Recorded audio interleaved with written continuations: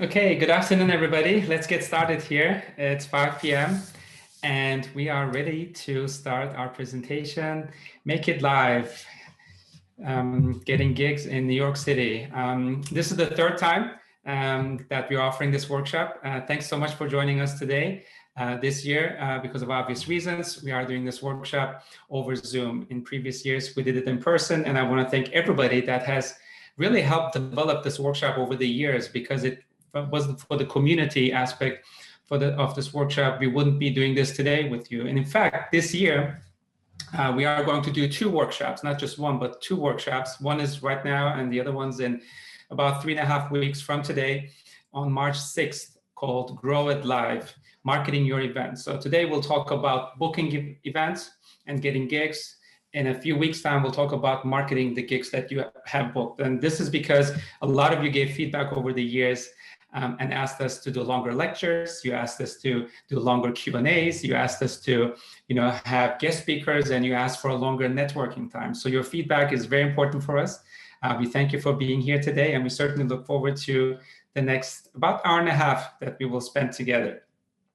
Just to give you an idea, the next hour or so will focus on the presentation element. So this is sort of like more lecture style, and I'll be using a PowerPoint. We'll have a guest speaker. We'll have a Q&A session. And then after that, the last 25 minutes or so of our hour and a half, we will actually spend networking, which is a super important, critical element of doing this workshop. You'll be able to split into breakout groups, and you'll be able to meet like-minded people and talk to them and introduce yourself and introduce your art and introduce your music and network, which is, as you guys know, one of the most important things in the music industry. Just a heads up that this session will be recorded, and that you will be able to access this recording on YouTube later through the Mayor's Office YouTube channel. So anything that you guys see in today's session and you're not able to take note because we're moving fast, you'll be able to go back.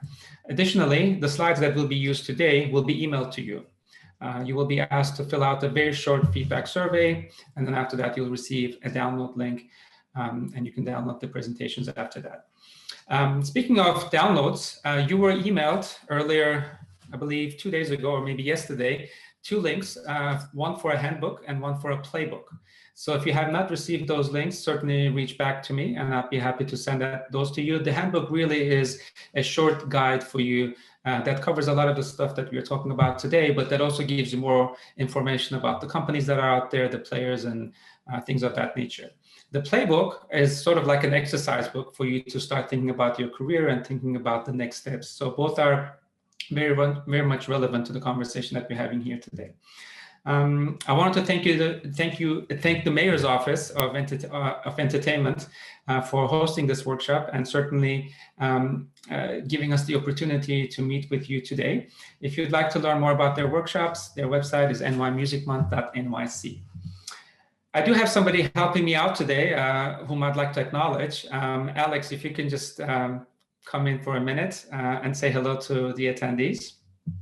Yeah, hi, I'm Alex. I'm going to be monitoring the chat and just helping out with the presentation on the back end of things. Thank you so much for doing this, Alex. And I have to say that, the presentation will be, for the most part, one-way conversation, but I'd like to have a two-way conversation on the side. But because I'm only doing one job, I wouldn't be able to do the other. So Alex is helping me today to make sure that if you have any questions or anything else, he'll be able to respond in the chat box. And I do recommend that you use the chat box functionality, because this is a community and you should certainly stay in touch. Again, we'll have more time for networking afterwards. Just a few things about the presentation.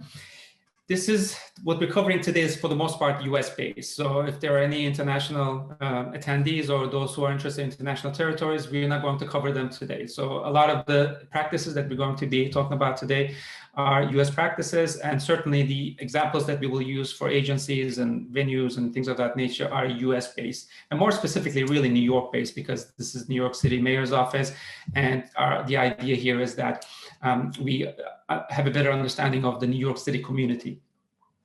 The other thing about this presentation that it covers more sort of like the independent scene as opposed to arenas or commercially viable performers. It's definitely meant for performers who are kind of building their careers. We will also not cover performing arts, which is a little bit different than music. It's more nonprofit, sort of like grants and federal aid and things of that nature. That scene does exist and we'll refer to it, but certainly our focus will be on the independent scene today. In previous years, we also covered touring, but that really stretched the presentation. We wanted to hone in on the booking element. So today we'll cover booking, but we can certainly, if you have any questions about touring, I can certainly answer them. Questions will be at the end. So if you have any questions, I'm not going to be monitoring the chat box. You can certainly put it there, but there's a Q&A button that you should use for your questions. Those questions will be responded. We'll try to get to as many as possible at the end. So get your order ready. We're not going to take a break. It's going to be an action-packed next hour and a half or so. I hope you guys are ready. We will not take any breaks, but we'll certainly leave some time for you to ask your questions at the end. So with that, let me get started as sort of like, talk about the pandemic. Obviously, the live music industry is on hold right now. There aren't too many shows or festivals going on. Tours are not happening, not just in the United States, but many different countries and different zones around the world. Truthfully speaking, to me, this is sort of like an evolution. We evolved, the live music sphere evolves as well. And right now our focus is more on technology and maybe more on live streaming and different kind of models such as drive-ins and whatnot. But we will come back to it. And when we come back to it, this session will be very useful in understanding how the booking world really operates. I'm going to keep it very practical. This is not a textbook heavy presentation. It's in the name. It's a practical guide to getting gigs in New York City. So we'll make sure that the information that you receive is relevant and it's applicable and it's ready to use. We're going to talk about the different players that are involved in the booking world. We'll also talk about how they're connected to each other. I'll try to give you the wider perspective, the 20,000 sort of like feet perspective. But it is important that this is a local community. So think about the local community aspect as well as, the sort of like bird's eye view perspective that I'm going to try to share with you today. There will be different topics covered. I'll give you a list of resources at the very end, which will really help for further study. And again, the playbook that I had emailed you earlier, that's a great place to start in terms of filling out notes about yourself and really understanding your standing in the live music world. We will build and hopefully, maintain the momentum, at least start sort of think about building a momentum. It's important to keep that momentum going for your career. And I will show you manageable things. And there will be an email pitch at the very end of the session as well that shows you what kind of terminology to use, what kind of language to use, and what to include in your email to talent players and venues.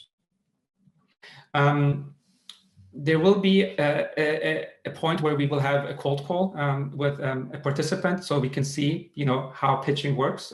So we'll do a role play, and it's really important that you sharpen your talking skills as well as you meet these talent buyers. And again, we'll have a guest speaker coming in about 20 minutes or so to share her experience with booking shows and producing events. So with that, let me get going. And what I'd like to do now is actually really get an understanding of who's in the audience right now. For that, we're going to launch a poll. Alex, if you can help me and maybe push the poll so participants can see and maybe respond real quick so we get a better sense here. Yes, the question is, which of the following describes you best? And if you check off a couple of different boxes, check off the one that's closest to you. So if you're a singer-songwriter, but you're also a performer, if you're performing more, you should check off performer.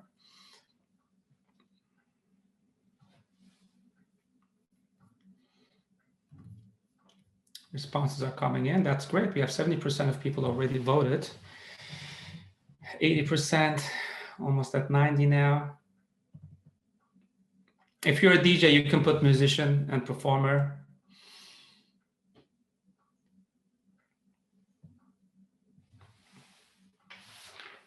Okay, great. Almost 90% of people responded.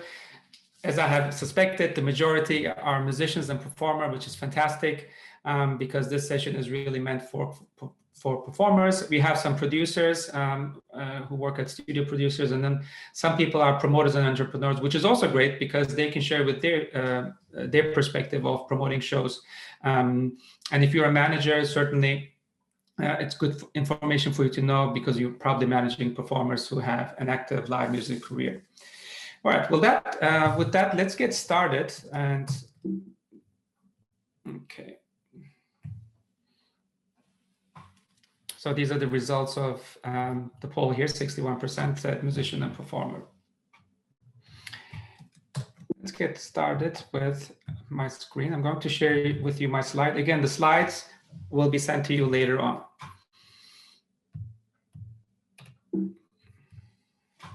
The schedule for today looks something like this. After a brief introduction, we'll start to get a better sense of what booking events will look like. So this is where we go into sort of like a step-by-step guide. Then we'll look at a sample email and craft your perfect pitch. We'll have a Q&A session, and then there will be a networking session afterwards. So my dream was always to be a crooner when I was younger.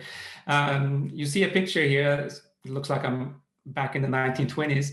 And unfortunately, I wasn't really performing. I was just introducing an act. But I always look at this picture and feel like, what it would be like to be a performer. Because I never really worked as a performer in the industry, I figured out a different place for myself, which in this case is working with musicians and booking them.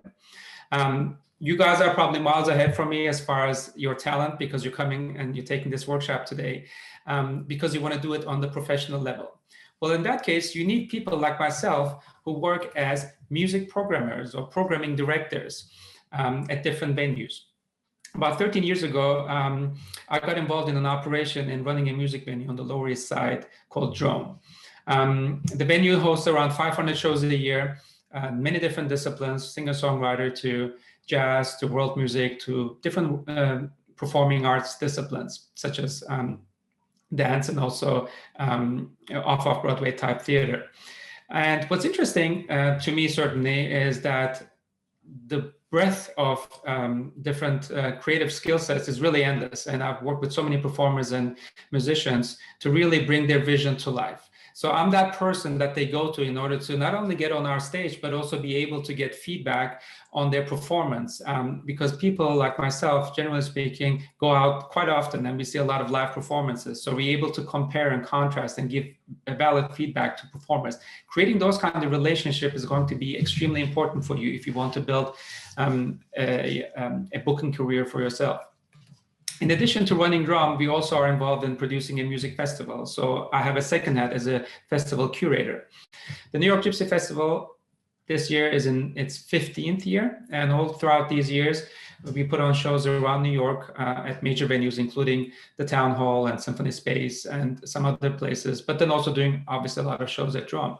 The idea here is that we bring a different type of music to the United States for cultural exchange and shed a light on a type of music that's not really very commercial and not really known, but that to us is very important art. Because of our involvement in many musicians coming in from Europe, we developed another profile as tour producers. And the acts that we bring from other parts of the world to New York for performance at our venue, we also tour with them around the country. And that led us to become tour producers. With me, my partner and I, we've developed over 25, 30 national tours for many different acts from all around the world. This is one band that I work with called the Dole Foundation from England that we toured with, that also showcased at Webster Hall when they first came. This shot is from their show at Webster Hall. And then finally, I started sharing all this educational, all this experience with my students as educators. And today I work at colleges and give workshops just like these in order to share entrepreneurship, management, a different kind of skill sets with students and really try to show them what it means to be working in the music industry.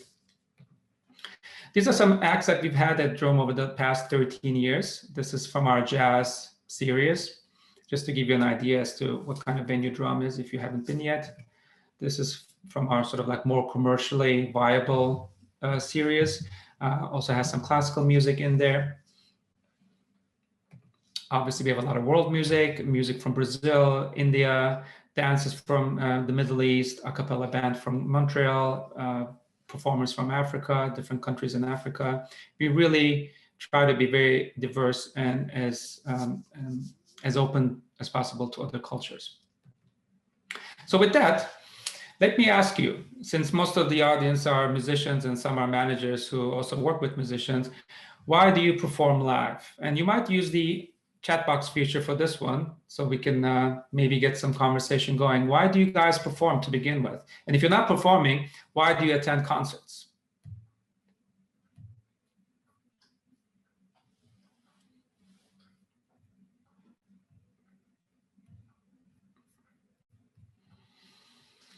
I perform because it feels good and I love the experience. I love that, Jacqueline. I mean, we want to do things that we feel good about, right? That's exactly why we perform live, because it makes us feel good. It's our life's passion. I love performing. It's my passion. Again, same thing. You know, performers get on the stage not because they want to be famous. Well, some people want to be famous, but a lot of people just want to share their passion. It's therapeutic, absolutely. Energy, community, bands you love, connect with the audience.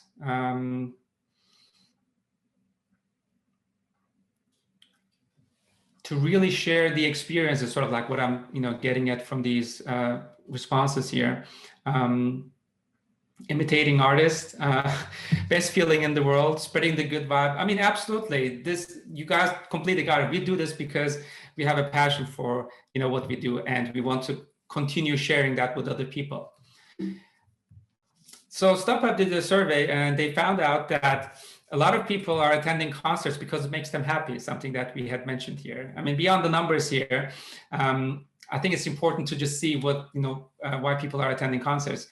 Just like they attend concerts because it leaves a memorable memory in them. In fact, the top three, it's ranked in the top 3 memories that they have, including their first job and their first kiss. Same thing with sort of like different age group. This is a study from the UK. You see at the bottom, different age groups from 13 years of age to 65 plus. On the right side, you see different kind of leisurely activities. And you see that music in red is ranked number 1 from 13 years of age all the way to 45, and then it starts sliding, but it's always in the top 3, in the top 4. It ranks with music and technology, especially for younger people, as one of the most important forms of entertainment. It is important to understand what we're going up against in music in order to really understand our place, or rather music in people's lives, the place that music has in people's lives. If you look at the top 10 cities with the highest number of shows around the world, you will see that they're mostly in the US, according to this from Soundkick. Only 2 rank internationally, and those would be London and Paris. But aside from that, the city that we live in, New York, has the highest number of live events a year, almost 30,000 years. And this was in the year of 2016. So we really look to be in a city that's a live music capital, not just a live music city. If you took a sort of a screenshot of how people listen to music, you will see that most of it was recorded music, meaning that the music that you bought on CDs at that time. Live music only contributes about 10% of music consumption. Again, this is the year 2000. This is around when Napster was just starting, way before streaming and Spotify, way before Apple Music and downloads and iTunes. Take a mental screenshot, because we're going to now fast forward to the year 2016. So within only 16 years, which is a relatively short amount of time compared to the whole existence of the music industry, you will see that live music quadrupled from 10 to 41%, while recorded music went down from the 80s to the 40s. And that's primarily because CD sales went down and plummeted. iTunes and download replaced a little bit of that, but certainly not to the full extent. And at the same time, live music became sort of like the major way of making income for a lot of performers. And if you look at this chart from 2017, the average US consumer only spends about $150 a year on music across the board. But I think what's interesting is really the breakdown. 32% according to this is the Nielsen Music 360 report. 32% is admission to live music. Another 10% goes to music festivals. At the bottom tier, you see 5% for DJ events and 5% for live, small live events. You add them all up, that's over 50%, meaning that the majority of the money that consumers and an average American consumer spends on music goes towards live music. Just sort of like showing the trend where things are going here. Here's another one. We all know Madonna for the most part. Some people know her all the way back from her days in the 80s on MTV and when she first started out. This chart actually is really interesting because it shows her success as a recording artist starting the 80s, and you see those albums all the way up top, the blue boxes. And then also her touring career, which is the orange line. As you see, the blue boxes are going down over the years from the 80s all the way to the 2010s. But her live music career is really increasing over the same period. So from the 80s through the 2000s, you see that her live touring career has increased considerably to the point where she makes most of her income through touring. And this is Madonna. Obviously, a lot of people know her name and she's commercially viable. So if somebody like Madonna is making most of her income through touring, that's just a sign that even the most sort of like independent performer coming out and going on the tour, going on the road, they are really making their income through touring and the live performance. In fact, Billboard magazine every year ranks the top 3 moneymakers in the world. And you will see that here, Rolling Stones are number 1.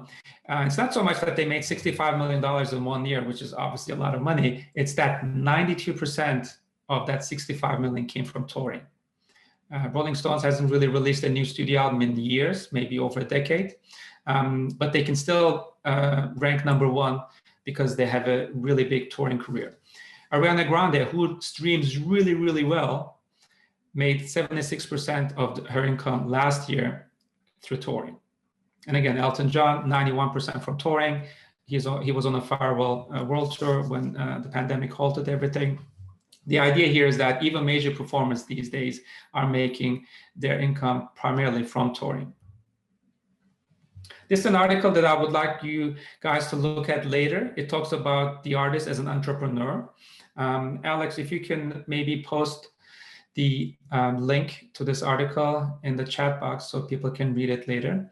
And I think it's really more about understanding the mindset of what we're up against as far as artists becoming entrepreneurs in addition to becoming creative people. And this is a trend that's been going on for the past 5 to 10 years, but now it's even more so obvious than before.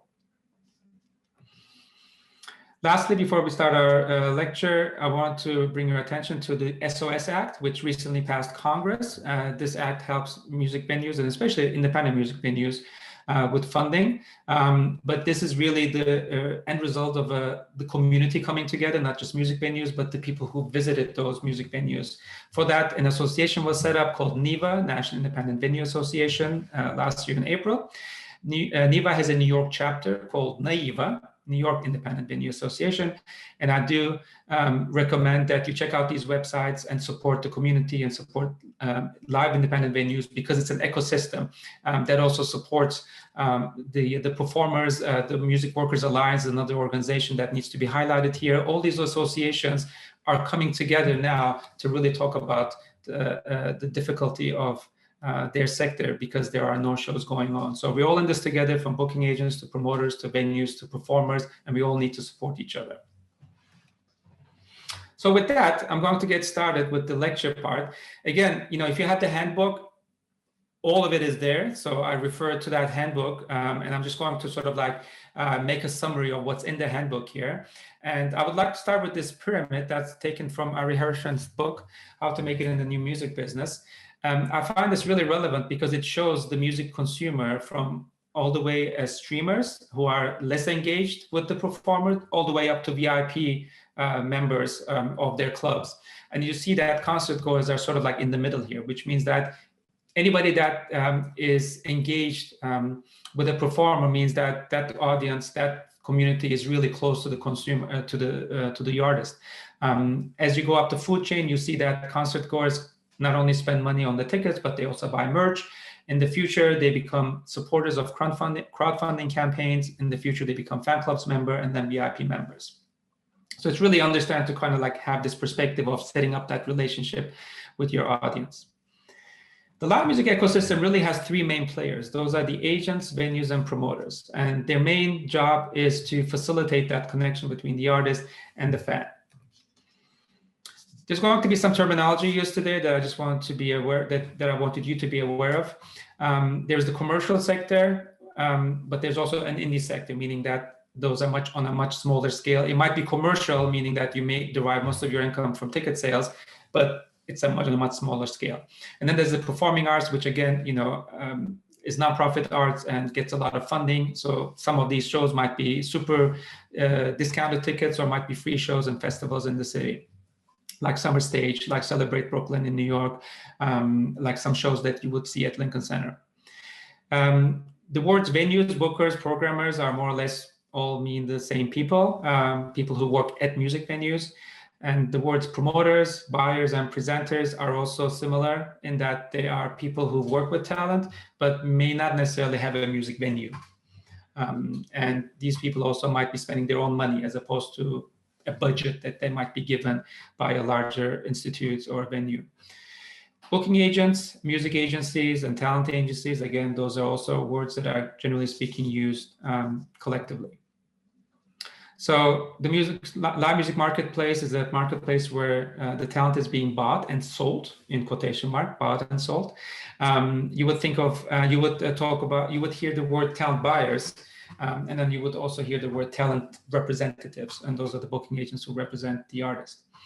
In fact, booking agents in some states are licensed, and you will need to have a license in order to practice your craft. Specifically, I'm talking about states like California, where there are strict rules about representation. Also because this ties into Hollywood and representing actors way before musicians.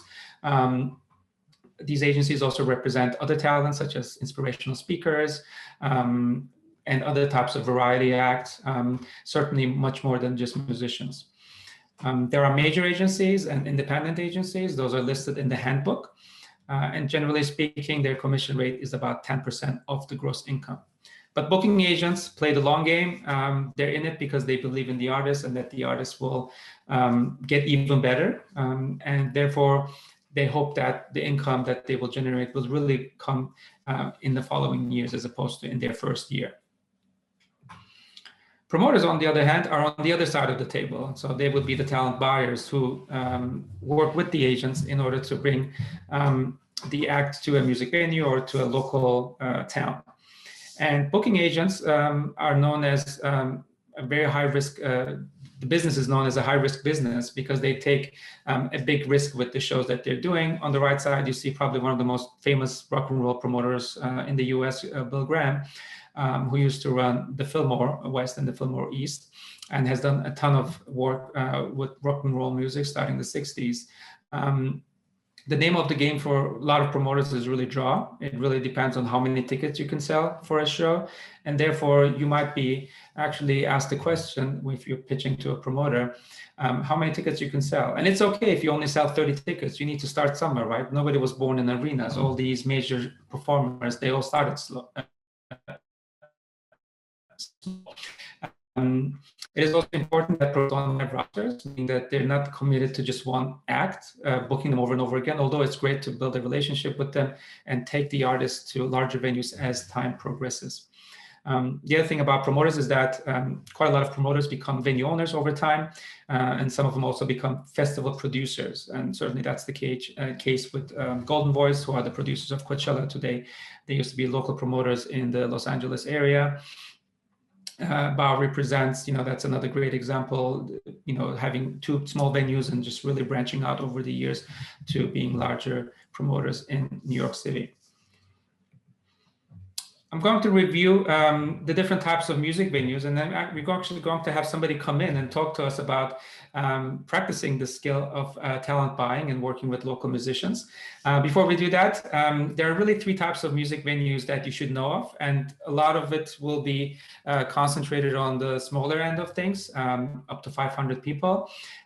Those are the venues that you really want to hit up in your career, early in your career, specifically clubs and bars, but also some pubs and different kind of artsy venues like lofts and galleries, even museums, small size, just so you can build your career. On the left side, you see the Blue Note in downtown Manhattan. On the right side, you see a picture of Joe's Pub at the Public Theater, both small size music venues. As you go up the food chain, you will cross over to medium-sized venues. Those are generally speaking between 1,000 and 5,000 plus. This level is known as the theater level. So if you are able to sell enough tickets to move up to the next category, that would be the ballroom or theater level. Larger clubs are also in this category. So clubs can be both small size as well as mid-size. There are certainly clubs that are 1,000 plus. I would think of Terminal 5, for instance, to be a larger club. It holds about 3,000 people. Webster Hall would be a ballroom. It's sort of like a ballroom, but you could also call it a club too. Some outdoor venues such as parks can also fit into the medium-sized category. And then the large size, of course, this is the territory of larger performing major stars, arenas and stadiums, but then also auditoriums and amphitheaters. PAC stands for Performing Arts Center. So that will be performing at, let's say the Brooklyn Academy of Music or Lincoln Center. They have auditoriums. Amphitheaters, on the left side, you see the Jones Beach Amphitheater in Long Island, and on the right side, the famous Hollywood Bowl in Los Angeles. Motor speedways are sort of like the largest tier here. And if you ever wondered what a motor speedway looks like, here's a picture of the EDC Carnival in Las Vegas. So with that, maybe we bring in a very good friend of mine, somebody that I've worked with for many, many years. I'm going to stop my slide share here, who's going to talk to us about booking acts, specifically in New York City, and working with local talent. Jen, are you there? There you are. Hi. I think you're muted. Okay. Hello. Hi, it's great to be here. I'm so happy you invited me. Oh, thank you so much for accepting the invitation. And I wanted to really bring you in because you work with local talent for such a long time, in addition to with booking agents and managers. And I really thought that you could maybe share your 2 cents with the attendees today, specifically when local artists pitch to you, what you're sort of like paying attention to, what do you look sort of like for in making sure that you book this specific act? Well, let's see. So as a promoter, I'm working with a few different venues. And because of such, each venue sort of has its own special vibe, its own type of audience, its own marketing assets. So, you know, if you're a singer-songwriter, if you're a jazz band, you might be looking at 3 different types of rooms to play. And as such, you should probably pay a little bit of attention to the venue's performance calendars and see who is playing in each room. So to get a sense of who you know and where they're performing, get their feedback. You know, what are they like with marketing? Marketing your band is super important. If you play a venue and all you're being done is listed on their website, to me, that's not really enough. To me, a venue can do a whole lot. I mean, we've been doing shows with Drone for many years, and their marketing team is pretty fantastic. They reach out, we coordinate and collaborate with a lot of the marketing for certain artists, and that all has value. So there's value when it comes to the venues you choose to play. Absolutely. So what the artist does really, in essence, is sort of like plug into the marketing of the music venue. That's why they need to be very careful in the different venues that they pick, correct? That's right. That's right. So, you know, a lot of it's also paying attention and understanding who you are as a performer, who your fans are. How do you reach out to them, and what kind of fan are they? Are they a fan that likes to come see you and have dinner? Are they a band that loves they're like, it's a late night fan base where they're out and playing, and you know, they're having a lot of things happening for themselves where they're more happy to come out late at night, and so you're a late night, maybe you're a late night crowd. I have a singer here. Yes, I can see your next star to book. So yeah, identifying some of those acts that you like and identify with where they're playing, finding out what the marketing is like for individual venues, and again, paying attention to the shows that you like to attend. Who are the promoters involved? Is it a small team of young people that are just cool with putting shows together? Is it a professional promoter like myself with Creative Entertainment Group, where we do shows in New York, but we've been bringing bands to different regions for years, and we have relationships, very, very special relationships with with different venues in different markets. So we're pitching things as promoter to venues in a surrounding market, but sometimes one-offs where I'm booking them, the band in New York, and I'm also booking them in Michigan, for example. So there's a lot of variations of the promoter you can get involved with, and you should just pay attention as to what they're doing. I'm kind of just babbling because I'm going over all of the topics that you and I spoke about, but that's okay, I will say, I might ramble a little bit, but I will say that you know, finding out who these people are, especially during COVID times, I feel are almost easier. You know, the fact is everybody's out of a job, essentially. I mean, to some degree, music industry is on pause. People are being very creative right now. They're partnering with people they wouldn't have in the past. And it's becoming a really an extra collaborative space. So you have, you know, the bands that are aching to play, and they're connecting with their agent, and they're saying, we want opportunities. Who's doing things in a safe space? So there's a handful of promoters out there throughout the country that are putting together these drive-ins and these pod performances and these outdoor winery spaces that ultimately make the promoters very little money, but they are, you know, everyone's just dying to have live music back. And with that said, you know, kind of starting from the beginning, you know, we really are an ecosystem that connects with each other. Our agents, our Asian friends, some of which are friends, some of which are foes who we love. Many venues share information. Promoters talk to each other. We are all connecting through conferences, through networking sessions, and a lot of like actually I met like Neva. Neva has an incredible dynamic, you know, email list, and they put together panel discussions.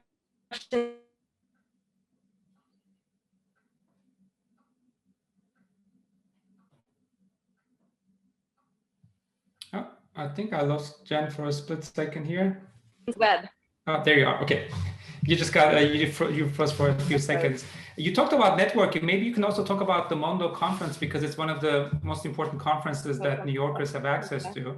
Yes, do you want to go ahead and maybe do your pitch for October? Yeah, sure.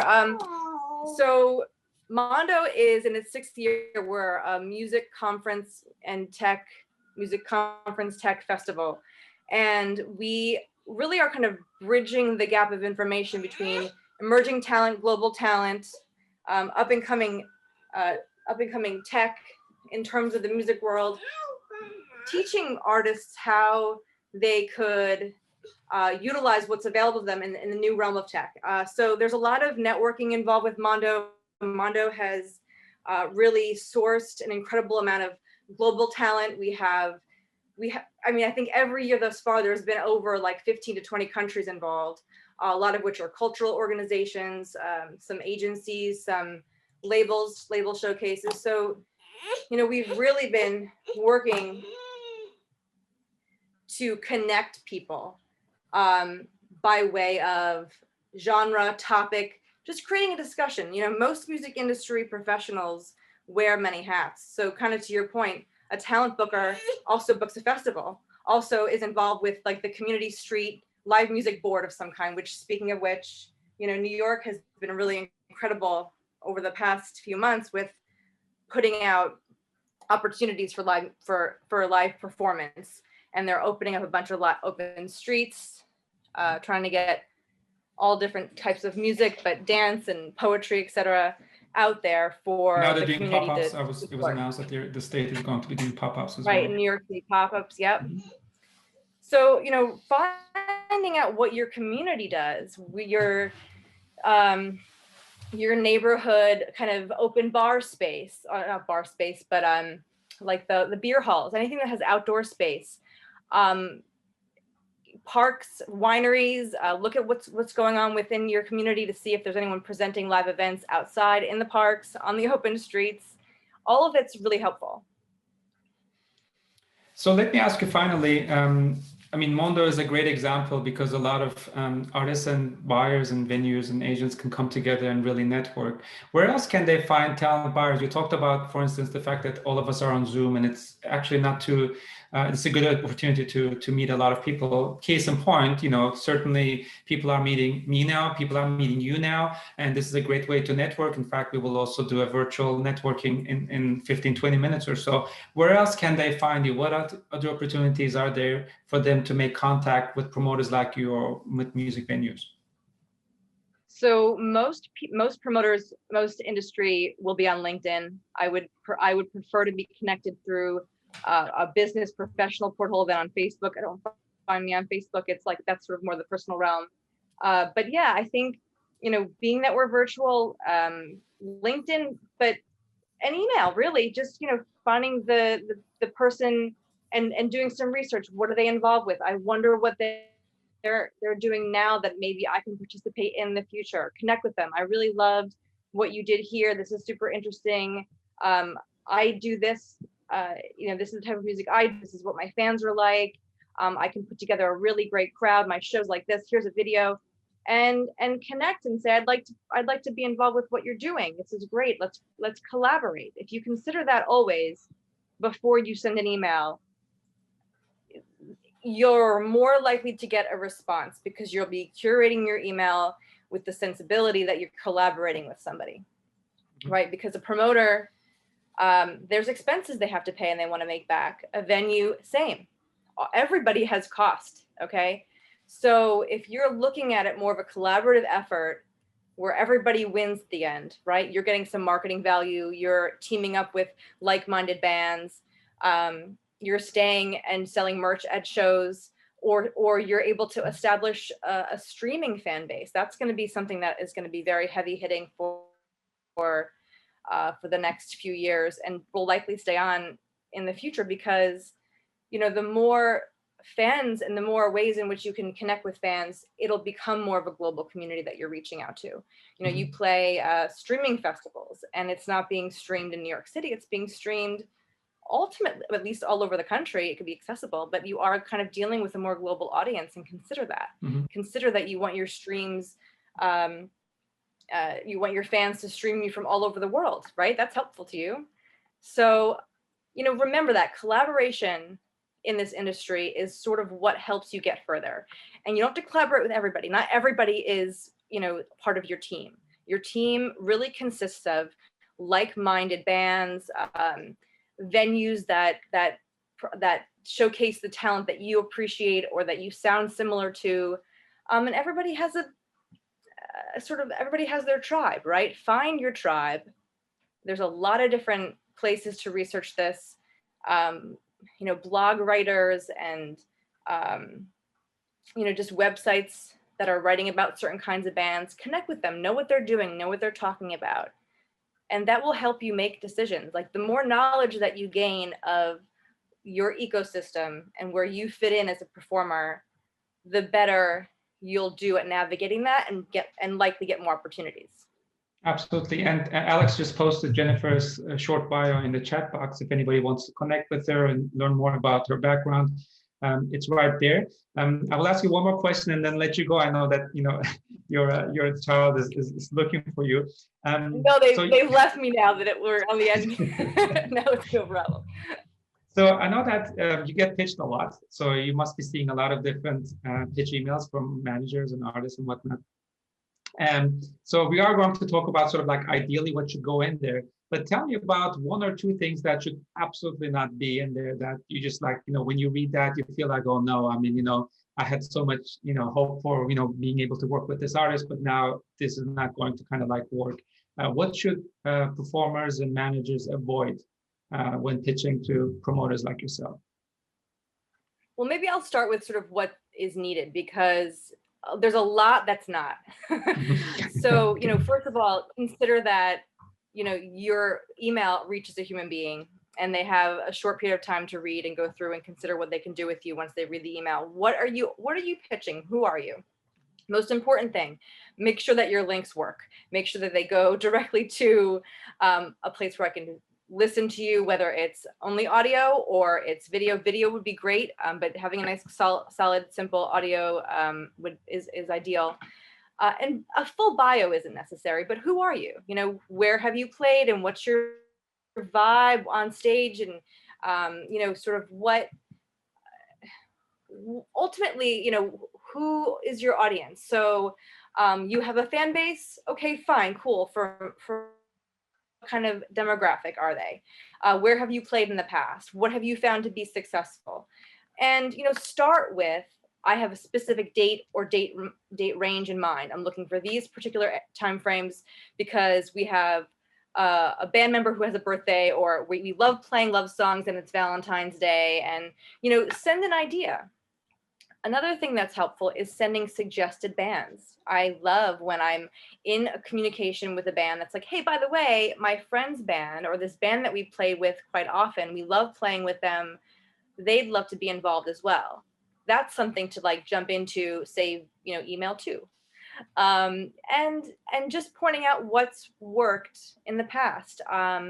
Ticket price is really important too, because ticket price sort of helps determine what venue might make sense or where to place you on a night. You know, Mehmet knows best where, you know, he does sometimes 2, sometimes even 3 shows a night, where he's going to focus on a higher ticket where people are going to come in, sit, have dinner, and enjoy a show. Whereas like the late night, somewhere around midnight, you're spending maybe a little lower ticket because people are coming in a larger capacity and drinking a whole lot more. So there is a method to the madness, but a lot of it has to do with kind of back to the money and the expenses and the bottom line. How do we make it all work? And so to that point, do make sure you know what the booking looks like at the venue that you're pitching. And if you're pitching a promoter, you know, again, they do a lot of different things in a lot of different venues. So be honest about what you're doing, what kind of numbers. I'd much rather book a band that definitely draws 30 people and says they draw 30 people than book a band that's like, oh, I do 150 all the time, 400 people all the time, and then 25% of those people come. Like that's a bad luck, really bad luck. And we remember that, and we save our emails.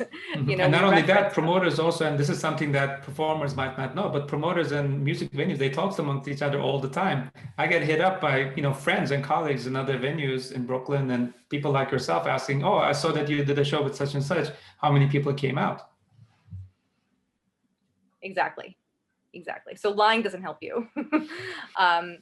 But again, you know, it is important to just kind of say what you're looking for, and it's okay that you don't know exactly, but again, that first email, you want a response, right? So let's just keep it succinct, and let's keep it focused on the music, what you're looking for, kind of what the business, you know, situation is, and just stay positive. You know, I've had some emails where it goes on in great lengths about their bios and their extensive performance history, and I just don't have time to look through it because I want to vet everybody, which simply means that I will go through and look at those websites you provided and look at what was being done and what it looks like. You know, I can tell a lot from a ticket page and from what something looks like, what ticket price it was. So, you know, it's not fair to really fluff the numbers. It really is just better to kind of like pitch what you have and make some really great suggestions and see what comes back at you. You know, and it might not be the right time. So don't, you know, I would definitely consider a follow-up within, you know, 3 weeks, or unless it's super time sensitive, then you want to go further. But yeah, you know, follow back up. Sometimes I have a ton of emails and I just, you know, it's overlooked, and that happens sometimes. Absolutely. This is all really important and relevant information. Thank you so much, Jen. And I certainly sympathize with you because you and I look at, you know, similar type of emails all day, every day as part of our, you know, daily jobs. And it breaks my heart to sometimes get emails and the link is broken.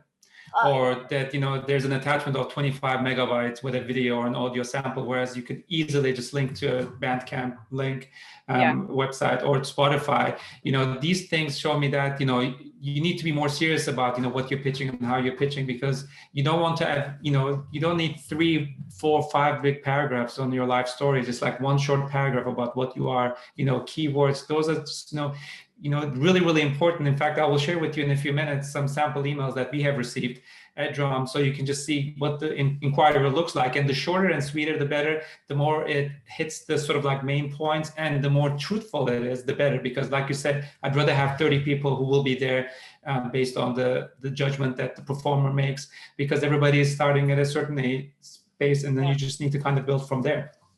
And I will say, one thing that I think a lot of people don't recognize is that when bands are touring, when heavier, bigger bands are touring, sometimes they're touring with support, but many times they aren't, or they're definitely looking for a local support.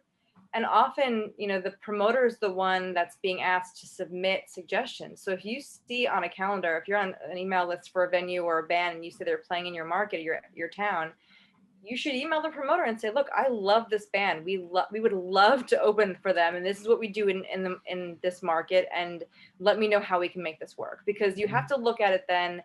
Now if you get chosen and you get, you know, you're being pitched usually to the agent or the manager, and they have to approve it, but they're going to ask the same questions that we're asking you anyway. Is that, well, what are they worth in the market? What is their history? Like, well, I need to see video. My band has to approve it. So help that happen, right? Help provide the simple, basic links you need. And just, I guess, one last thing, because Mehmet, you brought this up to me also about band assets and what's important for a band to have, which, you know, you don't have to have everything. But what I look for more than anything is having a profile, whether it's any social media. It doesn't have to be all of them. I hate Twitter. I don't go on it. So I have like 4 Twitter followers, but there are people who are incredible at Instagram and incredible at all. They could be, you know, or just one. And as long as you focus on one, and that's your engagement with your fan base, and that's how you're connecting to your audience, focus on that. And I look more towards engagement within the posts than I do about the overall numbers. Absolutely. These are fantastic suggestions. And in fact, I'm going to make a shameless plug now and tell you that on March 6th, we will have a follow-up workshop about how to grow your online fan base. And this is exactly what we'll be discussing at that time.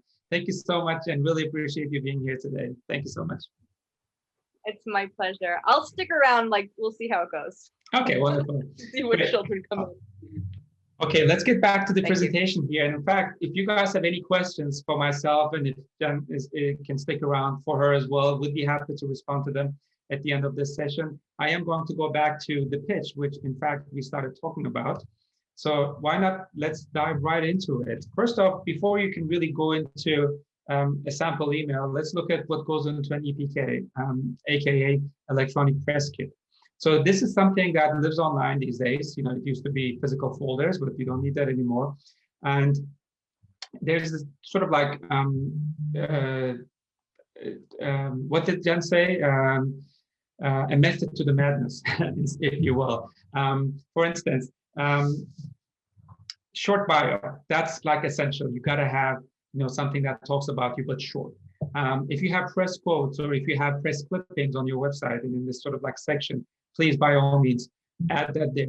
Pictures don't need to be high resolution. The only people that need high-res pictures are people in print media. And let me tell you, if they need your picture, they will definitely let you know that they need it, and then you can email them. So when you pitch to buyers and promoters, you don't necessarily need to email really high-resolution pictures. Video links are important, and for me specifically, I would really recommend having live video links in there, meaning that what does the band look like in a live setting. So if there are 3 people on stage, I want to see, you know, who those 3 people are and how they're located. I would also, you know, because official videos sometimes have a storyline to them, and you may not necessarily see the musicians, or you just see the singer sometimes, and, you know, a storyline. So that's different than live videos. Definitely streaming links. I mean, that's a no-brainer these days. Social media links, including Facebook and Twitter and IG. Local market history is super important. I want to know where you have performed before. Chances are they might have not actually heard of you before, or even if I did, I may not have known where you performed last. And as the saying in showbiz goes, you're only as good as your last ticket. In some ways applies as far as promoters go. Music venues would like to build up an audience, and, you know, may be less concerned about last show, but certainly promoters want to see kind of like that trend. And performing arts venues, again, it's about cultural facilitation and cultural exchange. So their drive might be a little different than ticket sales, but certainly local market history is important. And then, of course, tech writer and stage plots. I want to see, the buyer wants to see really how many people on stage, where are they located, do they need additional instrumentation, what is necessarily needed in order to make sure that the performance can happen at the venue. A lot of venues will have drum sets and bass amps and guitar amps, but if you need a piano as part of your set, maybe you should consider bringing that if the venue doesn't have it, or the promoter might ask you to bring it instead of renting it out. Sometimes I feel that timing gets a little lost in pitches, meaning that the manager or the performer might not know exactly when to approach the talent buyer, and that's really important. For instance, if you're booking a club as a music venue, and somebody's approaching you and saying, "I want to be booked next year in 15 months' time," that's so far out. We don't think about next year. Just we focus on the next month, maybe next 2 months. 3 months. So if you're going to approach a club, you better make sure that it's within that sort of like time frame. Let's reverse the example. If I'm working at an arena and I'm doing arena shows, and somebody's emailing me and saying, "Hey, I have a band coming through New York and they're going to be performing in 2 months. Do you have any open dates?" Well, that schedule is completely booked. I mean, arena's booked so far out, and you can see here that that's going to be the next slide, that they book 6 months to 12 months out. So you really need to know when these venues are actually operating and when you should approach them. So let's look at, for instance, clubs, bars, and ballrooms. They open year round. So for them, you can really pitch anytime. You just have to make sure that the how far out your booking is suitable. Colleges and performing arts centers, they usually follow a university schedule. So they start in September and go through May. There are some summer festivals that book specifically in the summer, but some of them also start earlier, like in May, and some of them go into September, and that includes fairs too. But certainly there are really festivals during the summer months, during the winter months. So you really have to make sure that the festival season that you're trying to cover starts in May and goes through September. And then finally, amphitheaters, those are also meant for summer months and warmer weather. That's from June through September. So if you look at, for instance, if we can skip to the next slide here, when to book these performing arts centers, usually book 6 to 18 months. Other venues, such as theaters and larger clubs, book 3 to 9 months, and summer festivals sometimes need up to 1 year advance booking. This is really important because you want to make sure that you catch the sort of like right time frame in order to get the booking going. The next slide will be about what we had discussed with Jen earlier, which is where to meet these industry players. Here are some conferences you might want to pay attention to. These are New York City specific conferences, including APAP and Mondo. There's also Indie Week, which is around June. And then New York Music Month, which is obviously every year put together by this body, the New York City Office of Media and Entertainment. That's usually in June. Because of the extended play element, it's the first 6 months of this year. Showcasing at different conferences is certainly a place where you would buy a lot of these talent buyers, because the buyers are in the room checking out the performance and seeing who might they want to book for their performance in the next few months. I really find training sessions like this, workshops and roundtables and mentorship programs to be extremely effective in meeting people who are in the live music industry. This includes booking agents as well. And then, of course, you need to do additional research through directories that includes Polestar. They have these thick directories that they publish once a year, all the booking agents in the country, right there in one book, all the talent buyers, all there in one book. They also have databases that you can subscribe to. Celebrity Access is another one that you might want to check out. Indie on the Move is a great resource for independent musicians, where you can find different venues and locations. And then, of course, as Jen said, LinkedIn, super, super important. By the way, again, this is a great time to network. We will have a networking session coming up right after this. We're running a bit 5 to 10 minutes a little late, but certainly we will get there. And then if you have any questions, please put them in the Q&A as well. We will get to it right after this. Finally, performing live and going out are two ways that I feel are very relevant in order to meet these people. 3 bands that I would like to highlight here as success stories that you might want to look up. These bands have taken the time to build their audience over time. I've seen all of these bands when they performed at small bars, very small places, maybe with 50 people coming. And now they're at a level where they can go onto ballrooms and they can perform at much larger venues or be the opening acts for acts that are selling out theaters. They're all New York based. And they're different genres and different styles, but certainly how they built their audience over the last, I want to say maybe 5 years or so, is really important and is a great case study. I believe the 5 W's are next, and that will show you sort of like what to keep in mind as you pitch to talent buyers. The 5 W's are who, when, why, where, and what. And I'm going to apply them to sort of like the artist booking experience here. So obviously, who are you booking? Who are you pitching? And this might be one artist, or it might be a package, 2 or 3 performers that are being packaged, bundled together.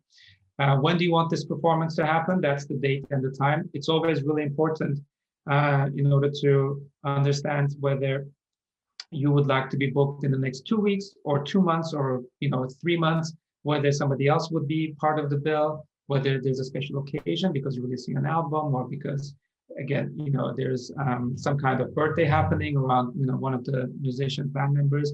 It's good to create an extra hook in addition to the performance that you are putting on. Why do you want to have this performance? Well, that's the reason, or if you have a theme, this is the time when you discuss that. Where is obviously the music venue, and what kind of history do you have having performed either at that venue or maybe similar sized venues before? And then finally, the what is how many people would be, in your opinion, attending this show. So this is the email that I usually send out to people who are inquiring about venue to be booked at our venue. And sometimes they cover some of this information. So what I do is I just take out the questions that they have already responded to in the original email. But 80%, maybe 70% of the time, I get emails and pitches that are not completely full. And in order for me to get a full understanding of the experience and the show, I need to know more. So this is sort of like what I respond to them with. The first thing that I want to know is, have they been to Drone before? Do they even know where they would like to perform? Because if they are not really matching our programming, the club's identity, then it may not really work. So for instance, if they wanted to do a large performance and they need a large stage in order for, well, we don't have that because we're not having a large stage. Ours is a 250 capacity music venue, and our stage is 16 by 12, which is decent size, but certainly not big and large. Can you send me some YouTube videos or other links that you think I should be checking out? This is really important because I might not have had the opportunity to see you live, and therefore I need those links in order to see what your live energy looks like. If it's a thematic show, including your first show or the first single coming out, if there's a featured special guest, those are really important and relevant questions that I would like to know that you can, and not including this would really be shooting yourself in the foot in some ways, because these are great ways to convince a talent buyer to book the show because you have all this added sort of like ammunition. How long you would like to perform is important. I might have 3 or 4 performers the same night, and I may not be able to do a 90-minute show, but I could certainly do a 40-minute show, 45-minute show. If that's the case, if you can do shorter, then certainly this might be a good opportunity. The day of the week obviously is really important. Weekend shows are very difficult to come by. A lot of people want to perform on Friday and Saturday for obvious reasons, and that may not be always the case. So you might have to start out on a Sunday or Wednesday and prove that you have a potential audience that you can build upon. And I will guarantee you that the buyer will come to you next morning and say, oh, that was a great show last night. When are we doing the next one? And next time I'm going to book you on a Friday. So once that potential is understood by the promoter or the venue, they would want to work with you. But that's not to say that draw is the only criteria, obviously. There are other elements too. You might have had a fantastic performance, but it might have rained or it might have snowed that night, and it's nothing against you. But if the venue likes the show and they feel like this is something that needs a second shot, they might invite you next time, maybe 3 months time or 6 months time for another show. Based on your experience at previous show, what kind of turnout do you expect? That's super critical because that really gives us an idea. Even if you don't have an exact number, just a range, 30 to 50, 70 to 100, whatever that is. How much you suggest for ticket charge is important. The going rate for tickets are around $10, $15 for up and coming performers. If you feel that $20 would justify the performance, then sure, why not? A lot of jazz patrons can pay more because the average price for a jazz show is a little higher. But standing room indie rock shows are definitely less than $20.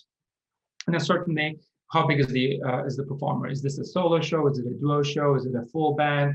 And this is not just in terms of like, can we fit your band on stage, but really more about, are you thinking of a full-on performance, or is this something that you're just doing sort of like as a solo performer because you have new music that you want to test drive? So all of this will give you an idea as to what we are looking for. Next up are actually some emails that we have received over time. I blacked out the names here just so, because they're not really relevant to the conversation, but certainly the way they're approaching is relevant. This is a DJ who approached us a while ago, saying that he'd like to perform in June, which is great. So the month is there, even though the day of the week is not there. That's totally fine. He says, or she says that he or she is flexible. They performed at over 30 shows and parties, so that shows some experience. The SoundCloud link is there. New York City draw, 40. That's great. I mean, 40 may sound like little, but you got to start somewhere. The socials and the website is listed there. Please let me know if I can provide any additional. So I would respond to this person and say, that's great what you have provided me. Can you also provide me such and such? And then, this is sort of like how the conversation would start. Another good email is this one. Saying that this rock band played around the city, that they're also touring on the West Coast. So obviously they're going beyond New York. They also want to perform in June. In fact, they have dates over there, June 8, 13, or 14. This probably sinks in with the release of their EP. They also make sure that they are really, really good and they rock for real. Awesome. Love that sort of like, feel, positive feel of the pitch email. And that's pretty much it. And there's probably a link to the website. So another great email that I would respond to and ask for a little more information to see where I can fit them in our programming. This one has a lot of different information, including the different venues that they performed at the lower end, Instagram link and website. They've been doing this for a year and a half, May or June target period. And then that their draw is usually 15 to 20. So for me, this might be probably on the lower tier because our venue is around 200 to 50. So we're a little too big for this act at this stage in their life. So they may want to go to a smaller venue. But as they build up and bring this up to 40, 50, that's sort of like where I would get involved. And even though I might not be able to work with them on a specific solo featured show, I might be able to tag them onto another bill that I'm already curating. Or maybe an opening slot somewhere on a bill on a Thursday night. What not to do is the next email, which is super short. This is not a pitch email. This will not elicit any kind of response because there's hardly information here. Or other emails that are so long that it would take, there's so much information, like the next one, for instance. It's always good to make it concise. So like I said, the key takeaways from today's class are, for the most part, that, and that would be our last slide for today, to educate yourself, do a lot of research, do exactly what you're doing now, which is attending these kind of workshops, and then to develop relationships with the people that you're meeting, including presenters, but also people who are attending. And then you really need to be committed. It's difficult to succeed in the music industry without having that kind of commitment. So this is the end of our slides. Again, these will be emailed to you. So look out for that email coming tomorrow. That's my contact info if you would like to get in touch with me. I think we have a few minutes for Q&A, and then we'll go right into the virtual network. Alex, I turn to you. Are there any questions?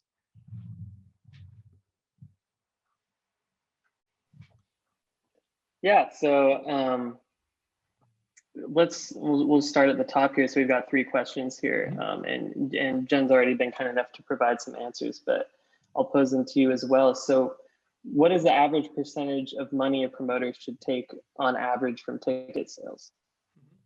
So the proverbial promoter profit in the industry is at 15%. So whenever a promoter builds a budget, they leave 15% for themselves. And then when they pitch that budget to a booking agent, this would be for sort of like a theater show or something that has a reputable band that you're working with.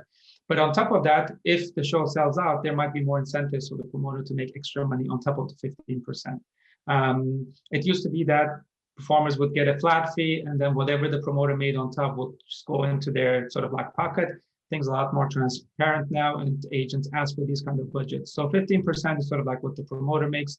But depending on the show, they might be obviously and hopefully making more, which is also something that the promoter does on purpose.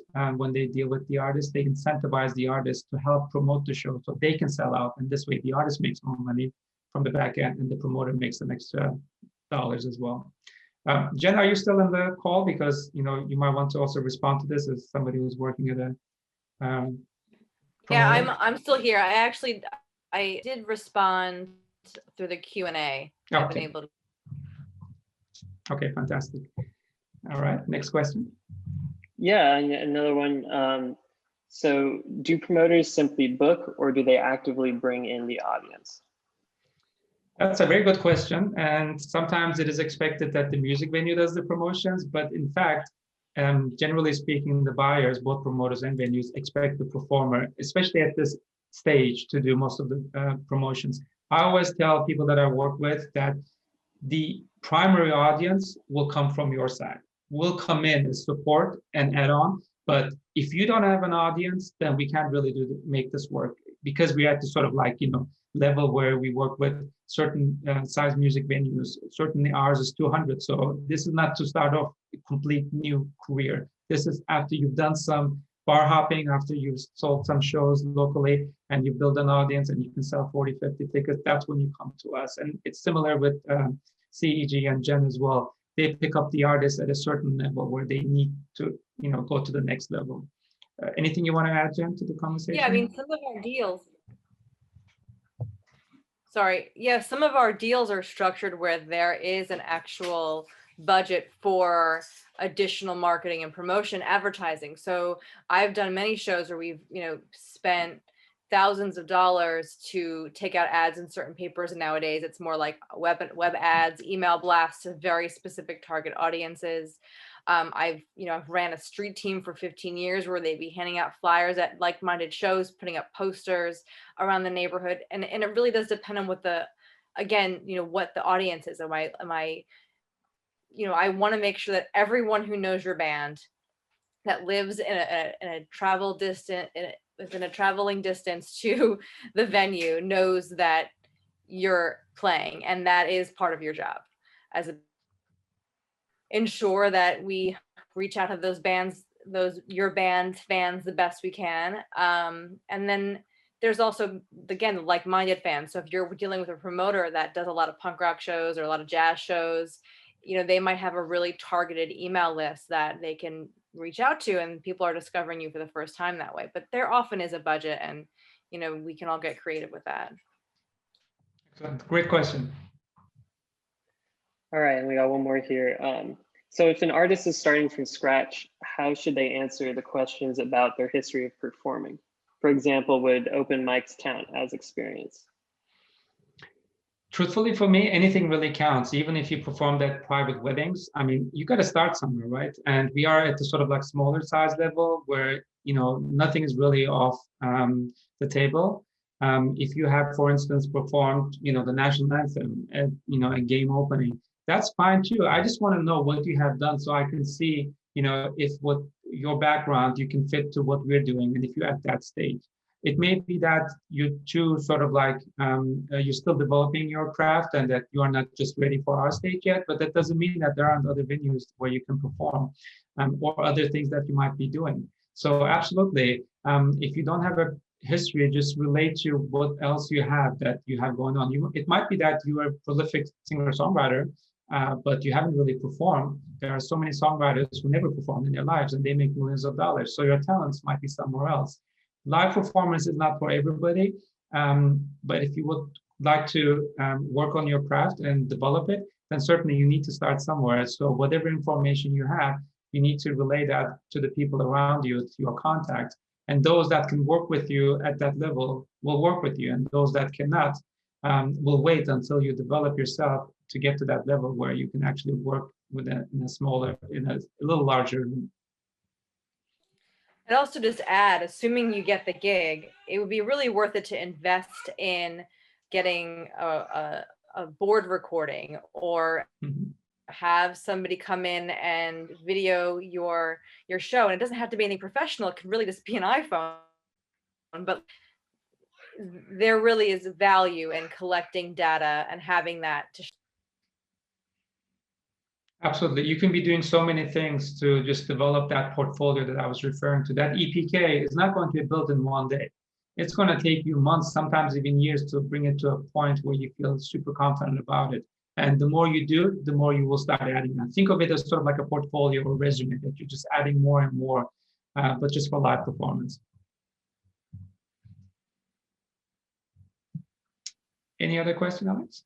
So that's all the questions we have in the QA right now. Okay, great. Yeah. Well, we are going to break out into groups. So if you have more questions, then I'm going to certainly join the group, the breakout session as well.